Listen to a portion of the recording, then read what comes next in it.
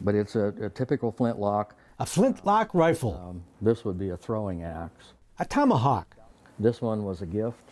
A tanned elk hide. You have to be in the right frame of mind to tan anything this big. The tools of the trade of the mountain men of the early 1800s. And that's me firing the gun. And the Montana artist who brings that chapter of the American West back to life, Art Ukrainetz. It's all interwoven. Ron's home studio in Great Falls is like a living history museum.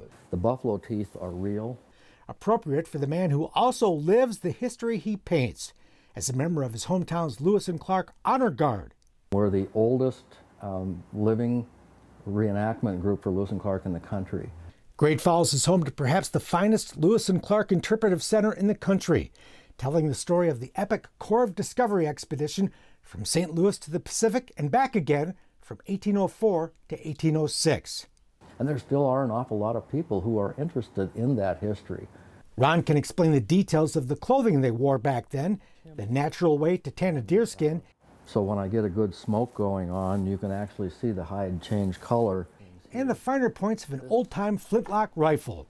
This gun I love to shoot because of the range. It'll easily shoot 300 yards. This is pretty typical. He can also show you how Indians securely fastened feathers to those beautiful headdresses they wore. Natives would scoop a section off the end of a feather like this, and they would fold it over and then tuck it back into the actual shaft of the feather and tie it off. Ron was smitten with Lewis and Clark in the fur trade era of the American West when he visited a reenactment of a mountain man rendezvous in the 1980s. A little tiny rendezvous up in Eureka, Montana, and I went up there and I was hooked immediately. That discovery came not long after an accident that ended his career as an aircraft technician for the Air National Guard. It pretty much left me disabled from the waist down. That nanosecond, people say there's always a turning point in one's life, and that was mine. He retreated to a remote Montana cabin, devoting himself full-time to creating the art he loved since he was old enough to pick up a crayon.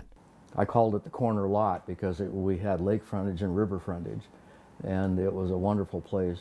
Along with scenes of the Old West, Ron focused his paintbrush on Western wildlife, landscapes, and a unique art form known as polychromatic engraving, a meticulous process he uses to produce beautiful images of traditional native headdresses.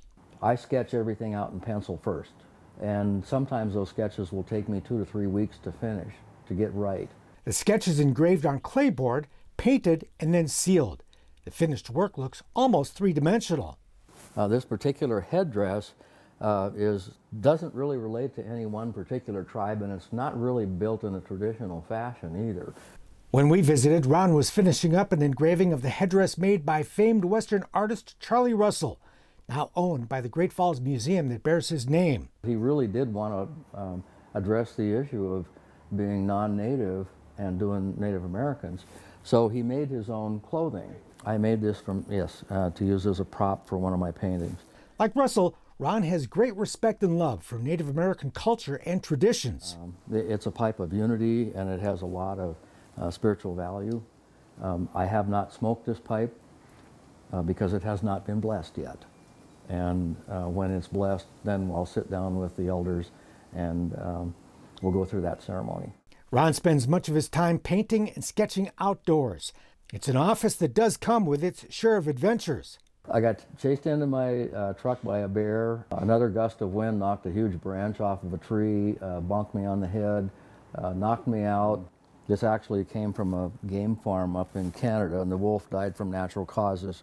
The painter is a stickler for authenticity, aided by his many props and furs.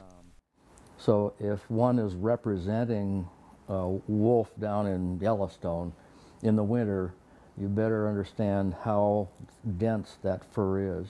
The sign language was very simple, counting. Ron can even speak some of the sign language he portrays. If I'm going to do the accurate painting, I need to know what they're saying. His labor-intensive efforts have been rewarded. Night of Artists at San Antonio's Briscoe Western Art Museum is one of many prestigious shows that have exhibited his art over the years. But he's always striving to make his next piece his very best one yet. Artists should be like doctors. They have a practice their whole lives. And artists should be practicing their whole lives. And that's what I'm doing, is practicing.